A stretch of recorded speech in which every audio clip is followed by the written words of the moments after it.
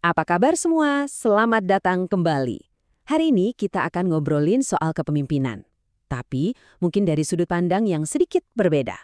Bukan soal bakat besar atau langkah-langkah heroik, tapi sesuatu yang jauh lebih sederhana, yang dibangun setiap hari, sedikit demi sedikit, lewat perbaikan-perbaikan kecil yang konsisten.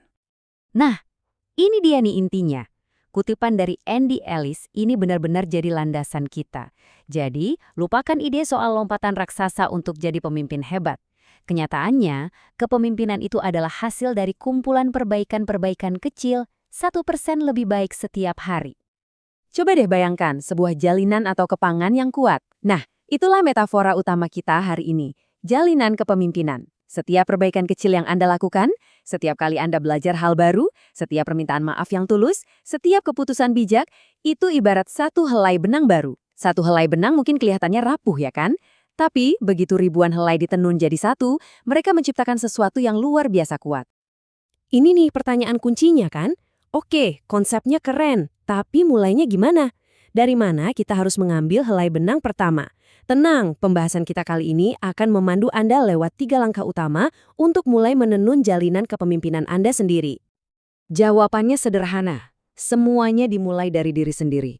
Sebelum kita bisa memimpin orang lain, kita harus, wajib, bisa memimpin diri kita sendiri dulu. Jadi, helai benang pertama yang paling penting dalam jalinan ini adalah yang kita tenun untuk diri kita. Inilah fondasinya. Kedengerannya mungkin agak aneh ya, tapi mengakui bahwa Anda bisa salah itu sebenarnya sebuah superpower. Ketika Anda bisa bilang, saya mungkin salah di sini, Anda bukan cuma membuka pintu buat belajar, tapi Anda juga secara cerdas memindahkan fokus percakapan dari adu ego langsung ke pencarian solusi. Minta maaf yang tulus itu bukan tanda kekalahan, sama sekali bukan. Justru sebaliknya, itu adalah demonstrasi kekuatan. Ini menunjukkan bahwa Anda cukup kuat untuk mengakui kekurangan, dan yang lebih penting, Anda cukup peduli pada hubungan itu untuk mau memperbaikinya. Permintaan maaf yang benar-benar efektif itu lebih dari sekedar bilang, "Ya, maaf ya." Ini adalah sebuah proses yang punya struktur. Dengan mengikuti langkah-langkah ini, mulai dari mengakui kesalahan sampai menawarkan solusi perbaikan, Anda mengubah kata maaf dari sekedar ucapan jadi sebuah tindakan nyata yang bisa membangun kembali kepercayaan. Oke, kita udah mulai menenun beberapa helai benang untuk diri kita sendiri. Sekarang, saatnya kita bergeser dari saya ke kita. Karena kepemimpinan sejati itu baru benar-benar bersinar saat Anda mulai menambahkan helai-helai benang yang menghubungkan Anda dengan tim Anda.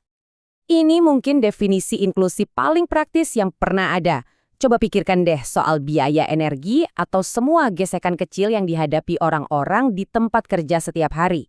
Mungkin jadwal rapat yang nggak fleksibel, pilihan makanan yang terbatas, atau bahkan suhu AC yang terlalu dingin. Mengurangi gesekan-gesekan kecil itu, itulah tindakan kepemimpinan yang nyata.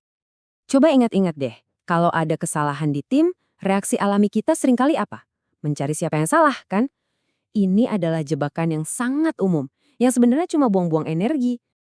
Karena pemimpin sejati justru menginvestasikan energi itu untuk membangun sistem yang lebih baik. Menyalahkan orang itu jalan buntu, cuma bikin orang jadi takut. Tapi kalau kita melihat kesalahan sebagai data, sebagai sinyal bahwa ada yang perlu diperbaiki, nah itu kuncinya. Jadi ingat, jangan salahkan orangnya, perbaiki prosesnya. Ada jebakan ego yang cukup bahaya dalam kepemimpinan, keinginan untuk jadi tak tergantikan. Kedengarannya sih keren ya, tapi sebenarnya itu artinya Anda adalah bottleneck, penghambat. Sebaliknya, tujuan yang lebih baik adalah menjadi tak bisa ditiru, yaitu dengan membagikan ilmu dan melatih tim Anda, sehingga seluruh organisasi jadi lebih kuat, bukan cuma Anda seorang. Oke, kita udah bahas soal diri sendiri, lalu tim, dan sekarang kita naik level ke skala organisasi. Disinilah helai-helai benang kecil yang Anda tenun mulai membentuk kain yang jauh lebih besar, yaitu budaya perusahaan Anda. Misi dan visi ini sering banget ketukar, padahal perbedaannya penting banget. Gampangnya gini, misi adalah apa yang Anda kerjakan, tujuan Anda di dunia. Sedangkan visi adalah siapa diri Anda selama perjalanan itu. Kalau mau lebih simpel lagi, misi itu menarik pelanggan. Tapi visi, nah visilah yang menarik talenta-talenta hebat untuk gabung sama Anda. Ini salah satu ide favorit saya. Kita tuh sering banget kan merayakan para pahlawan yang datang memadamkan api besar. Tapi kita jarang banget merayakan orang-orang yang diam-diam melakukan pemeliharaan rutin yang justru mencegah api itu muncul dari awal. Kepemimpinan sejati itu menghargai pekerjaan pencegahan yang kelihatannya membosankan, tapi sebenarnya sangat vital. Coba renungkan ini deh. Kapan seorang pelanggan paling fokus dan paling memperhatikan perusahaan Anda? Justru pas lagi ada masalah kan?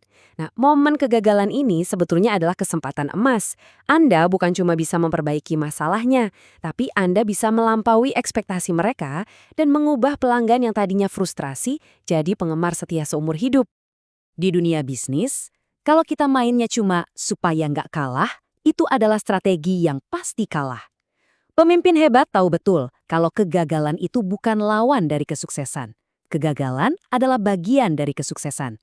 Punya tingkat kegagalan yang sehat itu justru pertanda bahwa Anda terus berinovasi dan berani mengambil resiko cerdas yang dibutuhkan untuk bertumbuh. Dan disinilah kita kembali ke titik awal. Semua ide yang kita bahas hari ini, mulai dari mengakui kesalahan, mendefinisikan inklusi, memperbaiki sistem, sampai merangkul kegagalan, semuanya adalah satu helai benang.